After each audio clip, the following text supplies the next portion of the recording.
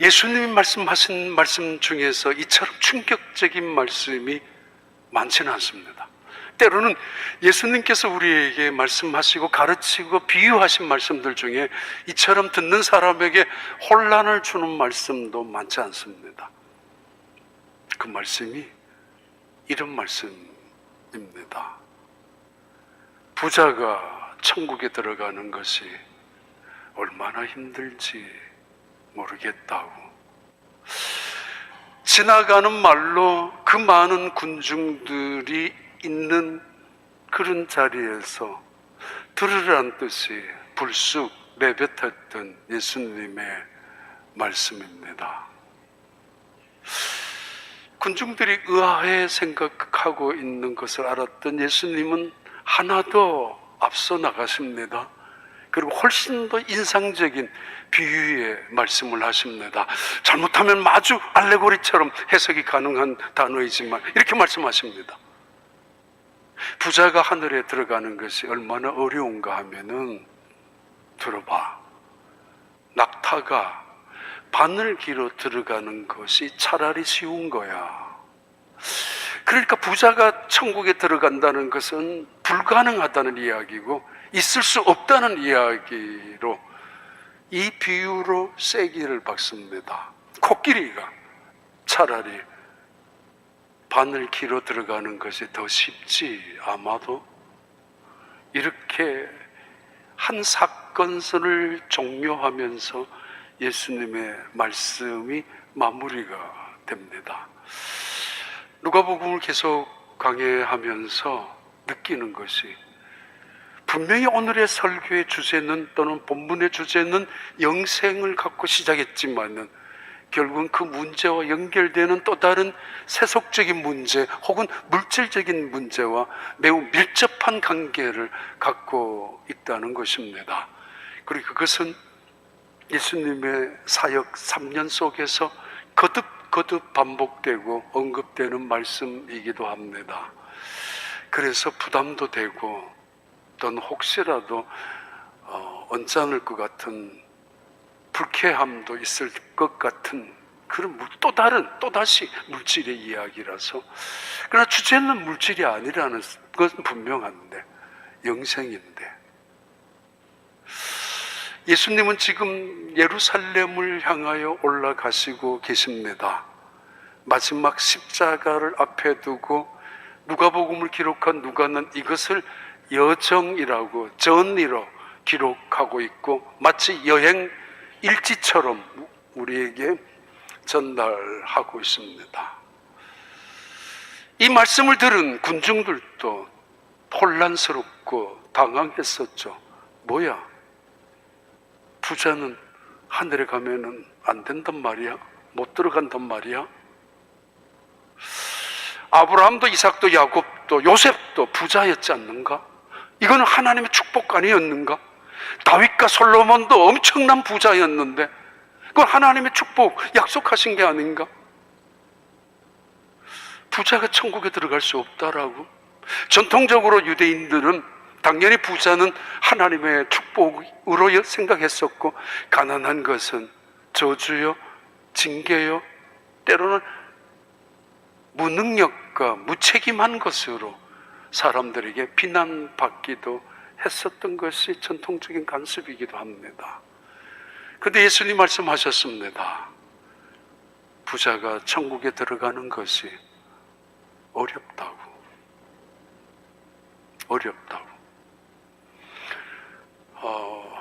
우리가 서로 사랑하는 것이라는 책을 김수환 추기경이 직접 쓰신 건 아닌데 그분에 대한 이야기를 담아놓은 편집한 책입니다. 그 책 가운데 나오는 짧은 예화가 있는데 이런 것입니다. 안토니 블룸이라는 목사님이 어느 날 자기 아들이 밤에 나갔다가 들어오질 않았습니다. 그래서 그 다음날 한참 지나서야 들어온 다음에 이분이 아들한테 이야기를 했습니다. 나는 너가 어젯밤에 안 들어와서 걱정을 많이 했지. 당연하죠. 이때 아들이 아버지한테 퉁명스럽게, 아빠, 내가 뭐 교통사고로 난 줄 알았어? 죽기라도 했는 줄 알았어? 이렇게 퉁명스럽게 대답한 아들에게 아버지가 그 아들에게 진지하게 이렇게 말했습니다. 아니야, 사람은 누구나 죽는 것이야. 그런데 너가 죽고 난 다음 천국 갈지 지옥 갈지 그게 내가 아직 자신이 없어. 너가 만약에 천국 못 간다면 나는 그 책임을 어떻게 해야지, 그것이 고민이 되었고 걱정이 되어서 밤새도록 다시 기회를 달라고 기도했었어. 너가 다시 돌아오게, 살아있게. 너가 그래야 기회가 있지 않겠니? 그 짧은 대화의 내용이 김수환 추기경의 책자 가운데 나오는 이야기입니다. 그래서 저는 이 책을 본 적은 없습니다. 근데 찾아보니까 이 책자가 이미 많이 알려진 책이더라고요. 기도의 체험이라는 책자로 출간된 책입니다. 고민해 보신 적이 있습니까? 여러분 자신의 죽음을 불안해 보신 적이 있습니까? 죽음 이후의 내세를. 여러분 가족의 건강만큼 또는 죽음만큼 생각하는 것이 있습니까? 그들이 죽은 후에 내가 다시 만날 수 있을런지, 천국에서. 지금 예수님은 예루살렘을 향하여 올라가시고 계십니다. 그것이 이제 앞으로 한 달 아니면 2달 남겨두신 채로 예수님이 예루살렘을 향하여 올라가시는데, 명분은 유월절을 지키기 위하여 올라가시고 계십니다. 그의 3년째 되는 사역 속에서 마지막 유월절을 사실은 예수님은 의도적으로 예루살렘에 올라가서 지키기 위하여 올라가시고 계셨습니다. 그런데 이 소문이 온 유대 땅에 삽시간에 퍼졌습니다. 예수님이 이번에 유월절에 예루살렘에 올라오시는데, 그래? 지난 거의 3년 동안이나 천국 복음을 선포하시고 천국 복음을 가르치시고 수많은 병자들을 고치시고 많은 이적과 기적을 행하셨던 그 예수님이 예루살렘의 유월절을 지키기 위하여 올라오시고 계신데, 그래서 로마에 있었던 디아스포라 유대인들, 북아프리카에 흩어져 살고 있었던 유대인들까지도 사실은 혹시나라는 기대감을 가지고 이번 6월절에는 뭔가 이상한, 뭔가 심상치 않는 일이 터질 것이라는 그런 기대를 가지고 속속 모여들었습니다. 한 달 전, 2달 전부터 예루살렘 근처의 베다니 그 벳박의 골짜기까지 모두가 텐트가 쳤을 만큼 수만 명 그 이상의 사람들이 예루살렘 성에 6월절을 지키기 위하여 모여들기 시작하셨지만은, 그러나 무엇보다도 예수님이 이번에 어떤 일을 하실 것인가에 대한 기대감 때문에, 예수님이 이번에는 뭔가 큰 일을 하실 것 같은 예감 때문에 그들은 모여들었습니다. 그리고 그 군중들이 예수님을 따라서 예루살렘을 향하여 올라가시고 계십니다. 19장 지나면 20장에 마침내 예루살렘에 입성하시지만은 그 직전에 예수님이 예루살렘을 향하여 가시는 그 길목에 느닷없이 한 젊은이가 나타납니다. 그리고는 예수님이 가시는 길목 앞에 달려와서 무릎을 꿇고 이렇게 질문합니다. 선한 선생님, 내가 어떻게 해야 영생을 받을 수 있습니까? 도대체 내가 무엇을 해야 영생을 얻을 수 있단 말입니까? 라는 질문으로 시작된 이 이야기, 실제 이 이야기는 예수님께서, 그래, 낙타가 바늘기로 들어가는 것보다가 더 어려운 것이 부자가 천국에 들어가는 것이야. 왜 이런 말씀으로 결론을 맺고 있는지. 누가복음 18장 18절 19절의 말씀 시작입니다. 어떤 관리가 물어 이르되 선한 선생님이여 내가 무엇을 하여야 영생을 얻으리이까? 예수께서 이르시되 내가 어찌하여 나를 선하다 일컫느냐 하나님 한 분 외에는 선한 이가 없느니라. 그 젊은이 누가복음에는 그를 갈리라고 부르고 있습니다. 아르콘, 유력한 지도자라는 말이죠.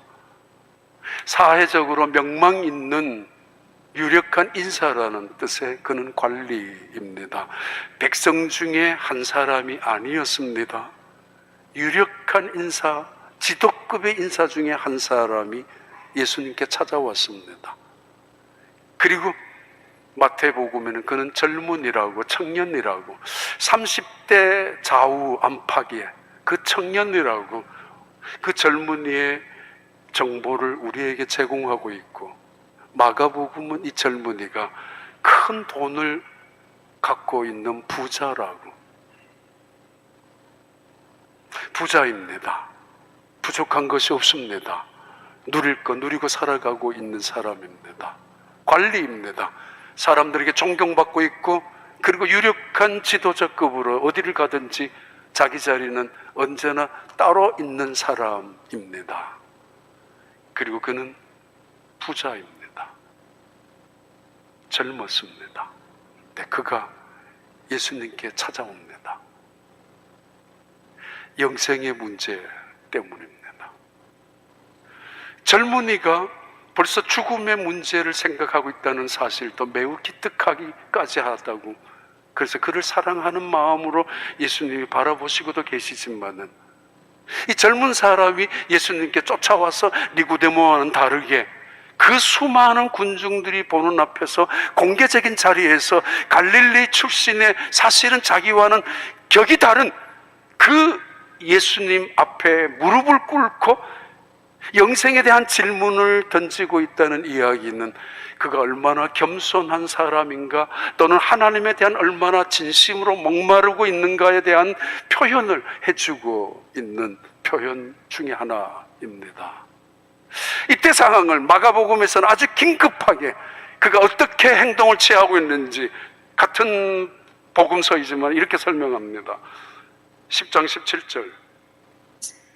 예수께서 길에 나가실새 한 사람이 달려와서 꿇어앉아 묻자오되 선한 선생님이여 내가 무엇을 하여야 영생을 얻으리이까. 그는 급하게 쫓아왔습니다. 한달음에 달려왔습니다. 주저하고 망설이고 체면 따위로 여기저기 눈치를 보면서 하는 것이 아니라, 그는 주저없이 목표를 향하여 예수 그리스도를 향하여 쫓아와서, 그리고는 무릎을 꿇었습니다.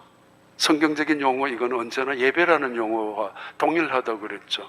꿇어 엎드렸다는 것은 주님 앞에 나를 낮추고 주님을 최대한 높이는 것, 그의 발등 앞에 내가 입을 맞출 만큼 그를 존중히 여겨주는 태도, 그것이 마가복음에서 전달하는 또 다른 그분의 행동입니다. Right time. 예수님이 예루살렘에 올라가시기 직전에 일어난 right time, right place, 가장 적합한 장소에서 혹은 적합한 right person 앞에서 이 사람은 태도를 취하고 있죠. right attitude, 겸손한 태도를, 진심의 태도를 취하고 있죠.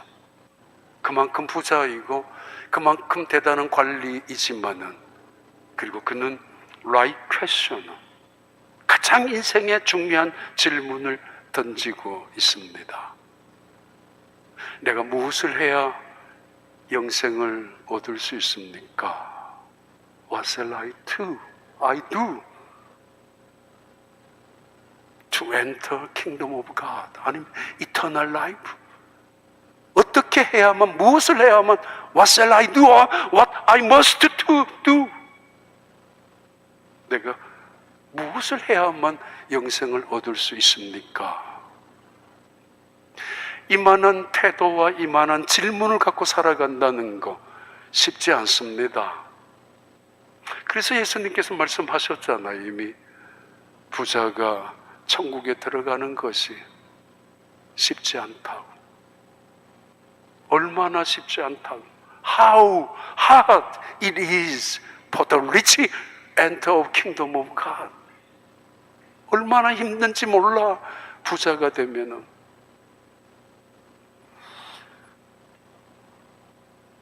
지난주에 palm비치 이제 한 바퀴 돌았잖아요. 해밍웨이 하우스까지 키웨스트까지 갔었는데, 가면서 바닷가에 쭉 있는 배들, 요트들, 그랬어요. 저 요트 하나가 목사님 얼마인 줄 아세요? 내가 어떻게 알아? 7천만 불입니다. 7천만 불. 그래요?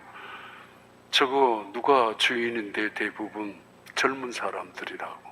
뭘 해서 돈을 벌었는지, 어떻게 그 돈이, 집은 2천만 불짜리 집들이라고. 가끔씩 뉴욕에서 한두 달 내려와서 보내는지, 겨울에 와서 요트를 타는지, 돈이 너무 많아서 어떻게 써야 될지를 모르는 사람들. 찾아봤어요. 한국에나 미국에나 재벌들 중에서 예수 잘 믿는 사람이 있을까? 한국엔 거의 없습니다만 미국에는 가끔은 있잖아요. 월마트나 샘스의 그 가족들 같은 경우에. 그 외에는 그 엄청난 돈을 가지고 뭐 요트 아니면은 집 아니면은 여행, 바다 위에 구경하러 다니다가 바다 밑에 구경하러 가고, 관광 이제는 달나라까지 관광을 다니겠다고. 돈 많으니까 어쩔 쓸 수가 없으니까. 그런데 한 번쯤 영생을 생각해 보고 있을까? 그분들은 안 죽는 게 아니잖아요. 누구나 다 죽는 거 아닙니까? 제 동생 이야기해서 죄송한데 한 7년 가까이 투병 생활을 했어요. 직장도 다니면서 일도 하면서. 근데 그 성모병원에 그 암 치료를 계속 받으러 다녔는데, 방사선 치료를 뭐 들어가서는 한 15분 있다가 금방 나오더라고요. 근데 같이 간 적이 많아요. 복도에 적혀져 있는 기도문 또는 누구의 글인지는 모르겠지만은 제가 찍어놨는데 없습니다. 찾지를 못해서. 대충 이런 내용입니다. 성모병원의 복도에 크게 적혀져 있는 기도문 또는 누군가의 글인데, 아침에 일어나서 눈을 떠서 태양을 보는 나는 행복합니다. 저녁에 눈을 감고 있다가 다시 눈을 떠서 하늘을 보고 별을 본다는 나는 행복합니다. 눈을 감고 잠을 잤다가 아침에 다시 일어난다는 건 나는 행복한 사람입니다. 아름다운 꽃을 보고 사랑하는 사람을 볼 수 있는 내 눈은 내가 행복하다는 것을 말합니다. 아이들의 울음소리도, 아이들의 옹알거리는 소리도 들을 수 있는 내 귀는 행복합니다. 고맙습니다, 감사합니다, 사랑합니다라고 말할 수 있는 내 입은 너무 행복한 사람의 입입니다. 아픈 것도 느끼고 좋은 것도 느끼고 슬픈 것도 느끼고 살아가는 내 가슴, 나는 행복한 사람입니다. 그런 기도문입니다. 눈, 귀, 입, 가슴에 대한. 저는 그거 어느 날, 이번에 기억이 났습니다. 어느 날, 내가 눈을 못 뜨면 어떻게 하지? 이대로 죽으면은.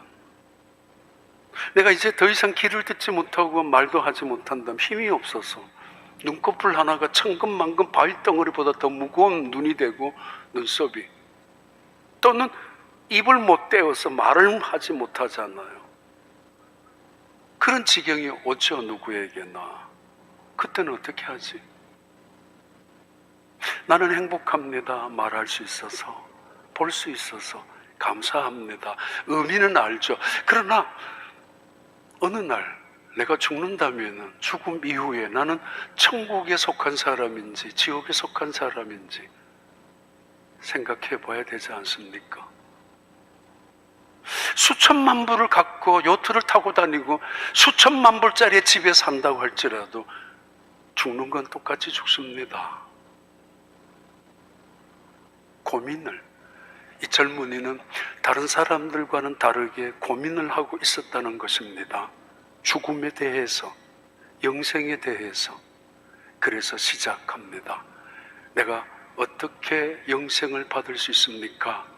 라고 말하는 그 젊은이에게 예수님은 이렇게 시비를 거는 것처럼 보이죠. 그러나 시비를 왜 걸겠습니까? 그의 잘못된 태도를 지적해주고 그의 속마음을 꿰뚫어 보시는 예수님의 말씀이 이렇습니다.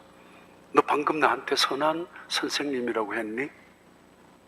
일반적으로 전통적으로 유대인들에게 탁월한 스승, 존경받을 수 있는 스승에게 붙일 수 있는 선한 선생님이라는 단어도 있지만 예수님이 이렇게 말씀합니다. 그 말 너 책임질 수 있어? 선한 선생님이라고? 선하다라는 말은 하나님 외에는 불러서는 안 되는 말이라는 거 너 알고 있지 않니? 라고 덧붙이고 계시는 예수님. 잘못 생각하면은 매우 위험한 해석이 있을 수 있죠. 예수님은 그럼 인간적으로 신성을 스스로가 거부한단 말인가? 하나님의 아들 되심을 스스로 부인하고 있단 말인가? 라는 생각으로 오해할 수 있지만 전혀 아니라 그분은 자신의 신성을 부인하는 것이 아니라 그 사람의 지금 지적, 그 사람의 잘못된 말투에 대한 지적을 하시는 것입니다. 너 내한테 선하다고 그랬지? 그것은 하나님에게 붙이는 용어이지. 그리고 그거는 신적인 존재에게 붙이는 용어라는 거 너 알고 있지? 그렇다면 너는 무릎을 꿇을 정도가 아니라 나를 하나님의 아들 메시아로 인정해야 되고 나를 하나님의 아들 메시아일 뿐만 아니라 그리스도라는 사실 앞에서 온 천하에 증언하는 믿음의 고백이 되어야 되는데 넌 그냥 호칭으로만 부르고 있지 않느냐? 어쩌면 인사치레로 앞에서 적당히 호칭으로 불러주고 뒤돌아서서는 아무렇게나 마음껏 혼자 다 할 수 있는 사람들, 적당한 호칭으로 그 사람 세워주고는 그러나 자기 욕심대로 살아갈 수 있는 것처럼 그런 식으로 어쩌면 말하기도 하는 그 사람을 지적하고 있습니다. 정말 너는 내가 선하다고 보느냐? 그럼 나는 메시아야. 그거 알고 있니? 그리고 나는 지금 잘못을 하고 있지 않느냐라고. 그리고 선과 악의 기준과 판단은 너가 하는 게 아니야. 너 기분에 따라서, 너 생각에 따라서, 너 고집에 따라서 선과 악을 나누는 것이 아니라고. 선과 악은 오직 하나님이 판단하는 것이고 예수 그리스도께서 말씀하시는 것이 기준이 되는 것이지 너의 기분 따위가 선과 악을 판단하는 도구가 잣대가 되어서는 안 된다라는 거 일침을 가하고 있죠. 아니 어쩌면 나는 그동안에 선하게 살아갔습니다, 그래서 율법을 지켰습니다 라고 말하고 싶어하는 이 젊은이에게 너의 선함을 드러내고 싶고 너의 선함을 인정받고 칭찬받고 싶어하는 그를 향하여 선한 것이 무엇인지 알고 있느냐라고 단호히 거부하고 있죠. 그래서 우리 모두가 세상이 혼란스러운 이유 중에 하나가 선과 악의 판단을 내가 하기 때문이지 않습니까? 자주 봐요. 우리 교회에 교통순경이 많은 차를 잡는 거. 잡혔다고 그 경찰이 나쁜 사람인가? 악한 사람인가? 그날 기분 나쁘죠. 악하죠. 그 사람 잘못 보면 그렇게 생각할 수 있죠. 그러나 내가 생각하기에 그러나 더욱 중요한 거는 너 나를 선하다고 했니? 선한 분은 하나님 외에는 없어. 오직 하나님 밖에는 없단 말이야. No one is good teacher. Good except God alone. 하나님 외에는 없다고. 인간적인 중심의 잣대를 갖고 있는 그의 눈과 그의 생각을 하나님께로 이끌고 계시고 어쩌면 예수 그리스도 수많은 군중 앞에서 자기를 주목할 수도 있는 그 순간적인 사건 앞에서 예수님은 그의 생각과 그의 시선을 하나님께로 이끌어가고 있는 중요한 의도적인 말씀이기도 합니다. 존 칼뱅의 해석이죠. 그가 신성을 인정하고 있었다면 그의 태도는 잘못되었는 것이라고. 그 유명한 공간복음서 추석 속에 그 유명한 존 칼뱅의 그 추석 속에 나오는 것입니다. 너가 나를 선하다고 했니? 함부로 하는 이야기가 아니야. 그리고 그는 하나님께로 인도하고 있습니다. 하나님께로 이끌어가고 있습니다. 자기의 의로움, 자기의 노력, 자기의 공로, 그것을 깨트리고 계시는 첫 번째 예수님의 작업이죠.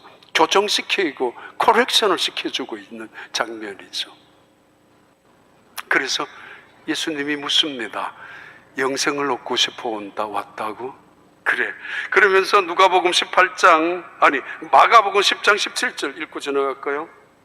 예수께서 길에 나가실새 한 사람이 달려와서 꿇어앉아 묻자오되 선한 선생님이여 내가 무엇을 하여야 영생을 얻으리이까? 이렇게 긴급하게, 그리고 다급하게, 그리고 겸손하게 분명한 태도를 가지고 눈치 보지 아니하고 공개적으로 예수님께 엎드려서 질문했었던 이 젊은이에게 예수님의 대답입니다. 누가복음 18장 20절, 21절. 내가 계명을 안 하니 간음하지 말라, 살인하지 말라, 도둑질하지 말라, 거짓 증언하지 말라, 내 부모를 공경하라 하였느니라.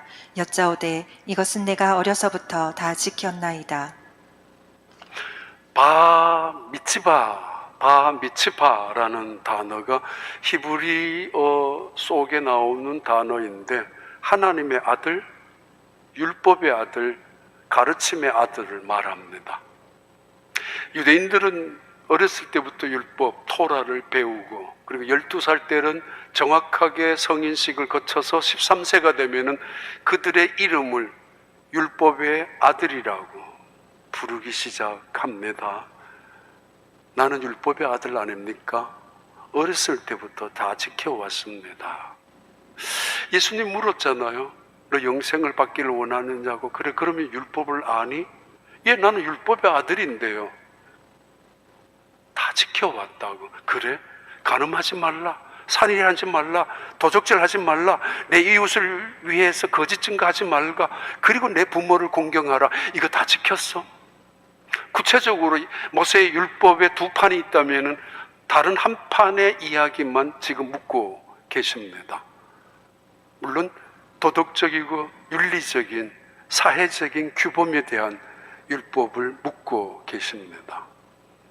예수님, 나 율법의 아들입니다. 그 정도쯤이야. 어렸을 때부터 다 지켰습니다. 이때 그 유명한 예수님의 말씀입니다. 18장 22절. 예수께서 이 말을 들으시고 이르시되 내게 아직도 한 가지 부족한 것이 있으니 내게 있는 것을 다 팔아 가난한 자들에게 나눠주라. 그리하면 하늘에서 내게 보화가 있으리라. 그리고 와서 나를 따르라 하시니. 그 유명한 너에게 한 가지 부족한 것이 있다고. You still lack one thing. 한 가지가 너 아무래도 모자라. 잘못 생각하면은 무엇을 행해야 한다라고 질문하는 이 젊은이에게 이것을 행하라고 말씀하시는 것처럼 들릴 수 있고, 꼭 어떤 것을 행해야만 구원과 영생을 받는다라고 오해하고 착각하고 있는 이 젊은이에게 너 행함으로 이것을 해야만 구원받을 수 있다라고 대답하는 예수님으로, 믿음으로 구원받는 진리에 대한 그 진리의 핵심을 흐트릴 수 있는 질문과 대답이기도 합니다. 그러나 그렇지 않습니다. 너 한 가지 부족한데 another one 아닙니다. another class 더 아닙니다. 뭔가 다른 사람과는 다른 another person도 아닙니다. 여기 한 가지 부족한 거, 때로는 만 가지를 갖고 있지만 한 가지가 부족해서 결정적으로 파이널 옵션에 파괴되는 수가 있죠. 결정적인 계약을 맺는 순간에 가장 중요한 것이 빠졌다면 파괴해야 합니다. 어떤 사람은 수만 가지가 모자라는데도 한 가지 때문에 인생을 사는 사람, 그리고 영생을 얻는 사람들도 있습니다. 예수님이 지금 그를 꿰뚫어 보시고 계십니다. 뭐를요? 넌 지금 너가 갖고 있는 게 우상이야. 너는 지금 너가 갖고 있는 손에 있는 것, 모든 것들이 신적인 존재야. 너에게는 너가 움켜잡고 있는 거 손에 버리지 않는 한, 너가 붙잡고 신처럼 우상처럼 섬기고 있는 그 물질 재물을 내려놓지 않는 한 너는 영생을 얻을 수 없다라고. 무엇을 해야만이 중요한 것이 아니라 그는 하나님 대신에 물질을 우상으로, 하나님의 자리에 물질을 신으로 옮겨 올려놓고 있기 때문입니다. 그걸 지적하고 있죠. 너의 인생에 가장 중요한 것은, 너의 인생의 발목을 잡고 태클을 걸고 있는 것은 너가 재물에 대한 탐심이며 욕심이며 때로는 세상에 대한 욕망이라고. 그것을 너가 놓지 않는 한 하나님이 주시는 은혜, 기쁨, 행복, 축복을 얻을 수 없다라고.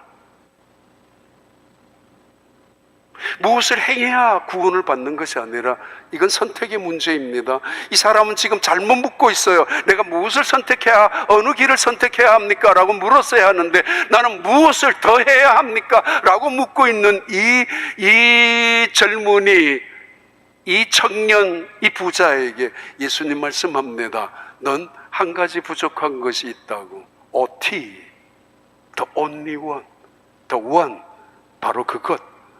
뭐예요? 재물을 하나님보다 더 움켜잡고 사는 것. 그래서 내려놓지 못하는 것. 여름이 되면 많이 휴가를 다닙니다. 단체 여행을 가면은 가이드하는 분들이 말하죠. 여러분, 호텔에 가면은 가방 옮겨주는 사람 팁도 1불씩이라도 드리고, 호텔 방을 나올 때도 1불씩 아니면은 5불씩 놔두고 나오시라고. 근데 이제 단체로 여행 가면은 거기 귀찮기도 하고 잊어버리기도 하고 그리고 아깝기도 하잖아요. 그래서 버스에서 내리면은 가방을 챙기려고 그 호텔에 직원들이 내려와서 도와주려고 한다면은 할머니나 할아버지들이 노 하잖아요. 아니라고, 내가 갖겠다고. 그래서 그 복잡한 그 힘든 가방을 들고 엘리베이터 끙끙 앓면서 가지고 끌고 가잖아요. 왜? 돈 1불 아까워서, 5불 아까워서. 방 안에 잊어버릴 때도 많게 나올 때도 있지만 두고 나와야 되는데, 솔직히 요즘 미국 문화가 너무 심할 정도로 TV 그렇게 변하고 있습니다만, 여행을 갔다 오면 남는 게 뭐예요? 사진 찍은 거 있겠지만 가방 챙긴 거, 가방 무거운 거 끙끙거리면서 들고 다닌 거, 그러다가도 잊어버린 거, 돈 1불 아까워서. 그렇게 살아왔죠. 더더구나 우리는 대부분 그렇게 전략하며 그리고 근면하게 살아왔죠. 그러다가 보니까 돈의 위치가 바뀌었어요. 하나님이 위에 계셔야 하잖아요. 위의 것을 찾으라고. 예수 그리스도께서는 하나님의 우편에 계신다고. 내가 산을 향하여 눈을 들리라. 눈을 들고 위를 바라보는 거. 이 땅에 살지만은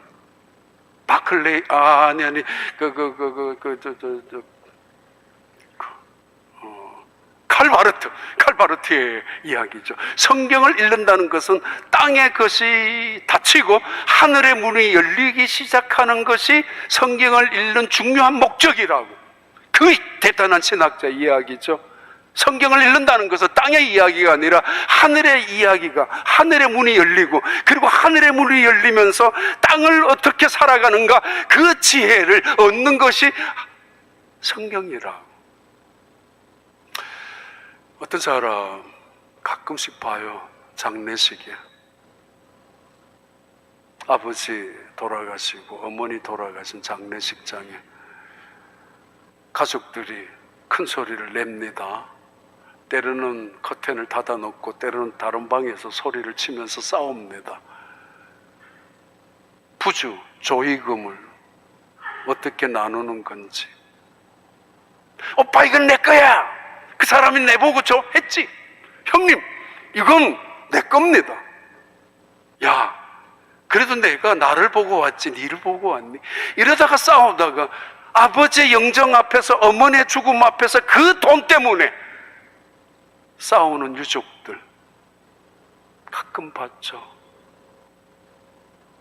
어머니 남겨두는 보석 반지, 그거 진짜인지 모르겠지만 그거 누가 가지고 가느냐에 따라서 가족들이 싸우는 거.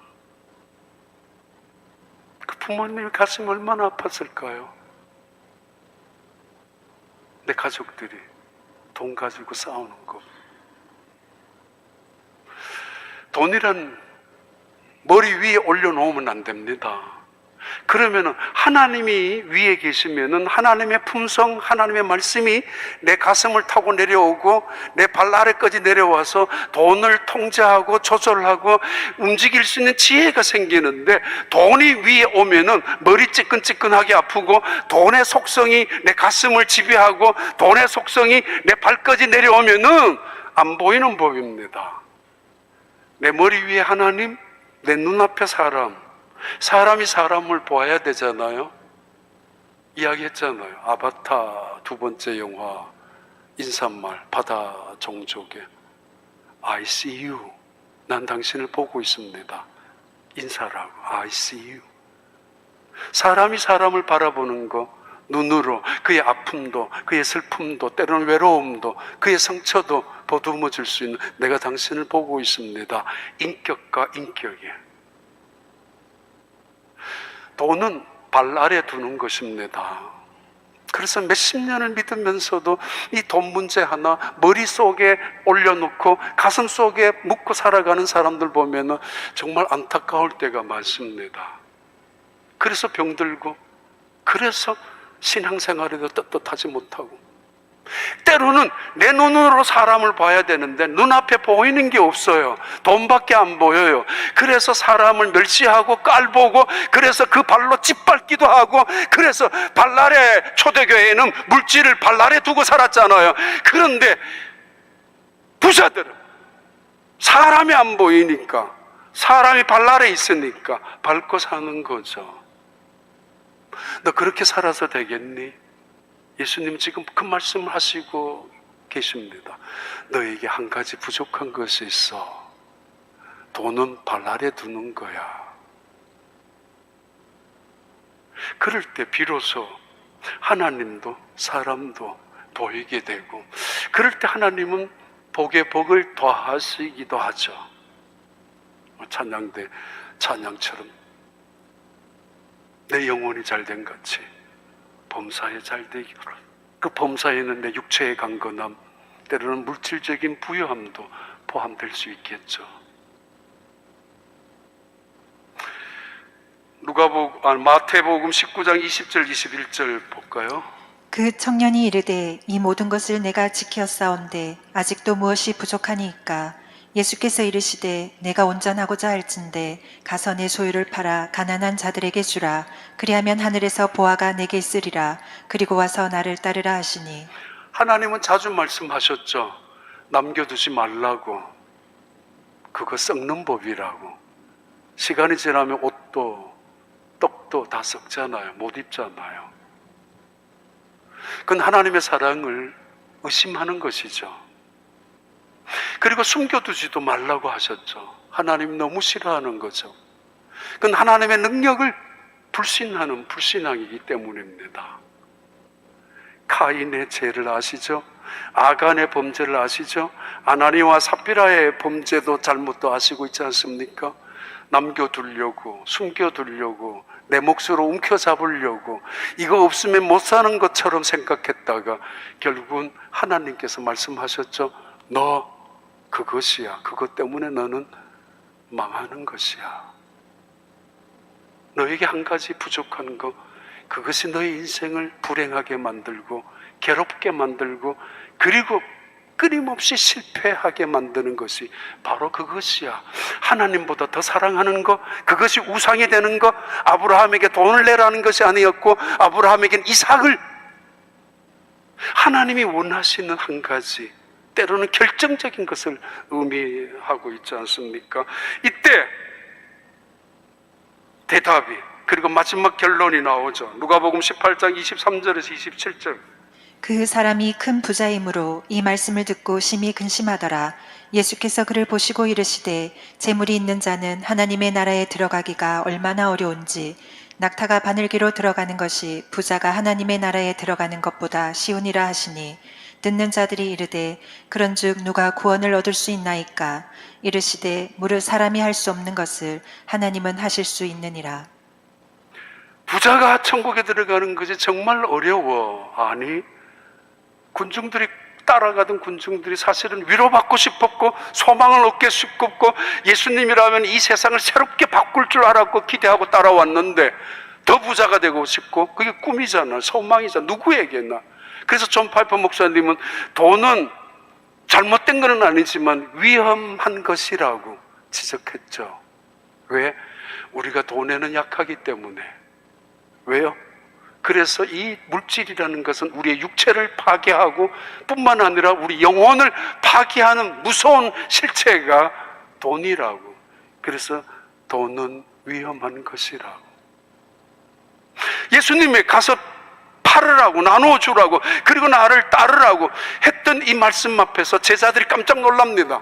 군중들도 놀랐지만은 제자들도 아니 그럼 어떻게 하란 말입니까? 우리가 예수님을 믿기 위해서 배와 그물을 버리고 부모와 처자도 버리고 예수님을 따라왔는데 우리는 그럼 큰 영생이 있지 않겠습니까? 라는 대단한 기대감으로 대표적인 베드로가 예수님께 확인하고 있습니다. 그럼 우리에게는 굉장히 큰 영생이 있지 않겠습니까? 라는 그 질문 앞에서 예수님이 또 다른 대답을 하고 계시는, 그리고 또 다른 결론의 모습을 보여주는 장면이 이 부자 간원이 슬픈 얼굴로 그 자리를 떠났다는 사실입니다. 왜? 그는 큰 부자였기 때문에. 왜? 그래서 큰 근심이 따라옵니다. 작은 부자에게는 작은 근심이 있겠지만은 그는 큰 부자였습니다. 그래서 큰 근심이 그에게 따라왔습니다. 그리고는 어둠 속으로 그는 떠나가고 맙니다. 그의 가는 길은 확실하게 우리에게 알려지진 않았지만은 해피엔딩은 전혀 아닐 것입니다. 어두움으로, 마치 가룟 유다가 역사 속에 사라진 것처럼 지옥으로, 물질과 함께 지옥으로 가버린 사람이 정말 안타까운 이 젊은 청년 부자 관리였습니다. 분명한 영생에 대한 관심을 갖고 찾아왔는데도 그는 슬픈 얼굴로 심각하게 돌아갑니다. 팔 생각이 없었기 때문에. 그런 이야기 많이 알죠. 아파트 이사 다니는 사람, 이번엔 18평, 이번엔 24평, 이번 35평, 이번 45평, 일생 화장실 하나, 화장실 2개, 화장실 3개짜리, 그것이 인생의 목표였던 사람들. 그래서 아파트 옮길 때마다, 집을 옮길 때마다 행복해하고 만족했던 사람들. 1개 있을 땐 2개, 2개 있을 때는 3개 화장실을 두고 사는 사람들. 이젠 더 이상 분주할 필요도 없이. 그런데 어느 날부터 아파트 평수를 줄이면서 집을 옮겨가면서 이제 남은 인생 큰 집 필요도 없고 줄여가면서 살아가는 어떤 분들의 이야기. 큰 집에 들어가서 그렇게 행복해 할 줄 알았는데 그러나 허전함이, 공허함이 더 많이 찾아왔었고, 그런데 어느 순간부터 집을 줄이면서 집을 줄인 그 돈으로 선교지에 나가가서 선교의 교회를, 학교를, 병원을 도와주면서 찾아오는 감동과 그 기쁨과 눈물이 달랐다는 것입니다.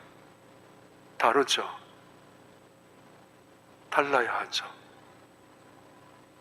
그 유명한 파스칼의 간증입니다. 그는 31살 때 하나님을 만납니다. 철학자, 신학자, 수학자, 물리학자, 대단한 천재 같은 사람입니다만 늘 사람들에게 존경받는, 그리고 부와 명예도 한꺼번에 갖고 있는 사람이었지만 그는 늘 목말라 했습니다. 도대체 내 인생 속에 이 목마름을 무엇으로 해결할 것인가?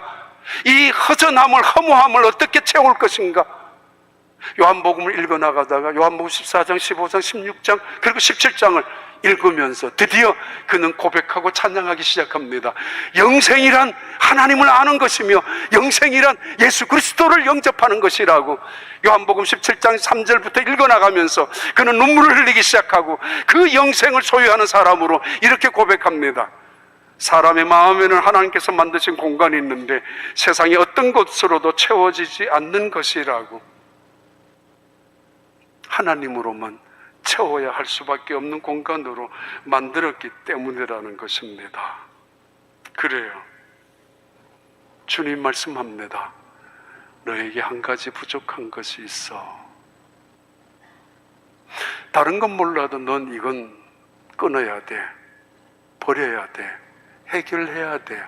왜냐하면 그것이 너에게는 하나님보다 더 귀중한 자리에 있기 때문이야. 그래서 감사, 은혜, 기쁨, 행복조차도 없는 것이야 라는 것입니다. 예수님께서 그 젊은이를 향하여 지적하셨습니다. 너의 가진 것을 다 팔아서 가난한 사람들에게 주고 그에게 나를 따르라고. 그래야 구원받는다는 것이 아니라 그것 때문에 그의 인생을 발목 잡히고 있고 그것 때문에 하나님을 제대로 못 섬기고 있는, 하나님의 영생조차 누리지 못하고 있는, 하나님과의 관계 속에서 기쁨조차 맛보지 못한 채로 살아가는, 예수를 믿어도 여전히 그럭 살아가는 그를 향하여 예 알겠습니다, 내려놓았더라면 예 알겠습니다, 팔겠습니다, 그 다음 장면은 zak개오는 팔겠습니다, 나누어 주겠습니다 라고 했는데 이 사람은 그냥 슬픈 얼굴로 돌아가고야 말았습니다. 그래요. 한 가지 부족한 거. 우리는 만족합니다. 계명 다 지켰니? 예. 주일이면 교회 갑니다. 봉사하니? 예, 교회가 봉사도 열심히 합니다. 그래? 헌금도 하니? 뭐 이런 대답 앞에서, 질문 앞에서 다 하고 있어요. 나 율법의 아들 아닙니까? 나 집사 아닙니까? 나 교회 다니는 사람입니다. 오늘 16분의 우리 명예권사님들 임직하는 다음 주에 참 인생을 귀하게 살아온 분들입니다. 한평생 자식들을 지켜내고 가정을 지켜낸 분들입니다. 그래서 우리 교회에서는 명예권사로 임직하는 시간인데 우리 당회원들과 함께 만난 자리에서 한 분 한 분 모두가 다 하나님의 은혜임을 고백했던 시간이기도 합니다. 우리 교회가 이런 하나님의 은혜로 가득한 교회가 되길 바랍니다. 기도하겠습니다. 하나님 아버지, 주의 은혜로 언제나 살아가는 저희들, 나의 의로움으로 살아가는 것이 아니라 나의 공덕으로 살아가는 것이 아니라 하나님이 주신 영생의 선물로 살아가는 저희들이 되게 하여 주옵소서. 율법을 지키려고 하다가 때로는 율법주의자가 되고 비난과 정죄하는 사람이 되고 은혜도 눈물도 메말라버린 채로 살아가는 어리석은 사람들이 되지 않게 하여 주옵소서. 때로는 선하게 살아가려고 애쓰다가 몸부림치다 위선자가 되는 사람들이 되지 않게 하여 주옵소서. 너에게 한 가지 부족하다고, 하나님 늘 부족한 죄인임을 깨닫게 하여 주시고 그 속에서 넘치는 하나님의 은혜를 경험하며 살아가는 축복의 사람들이 되게 하여 주옵소서. 예수님 이름으로 기도하옵나이다.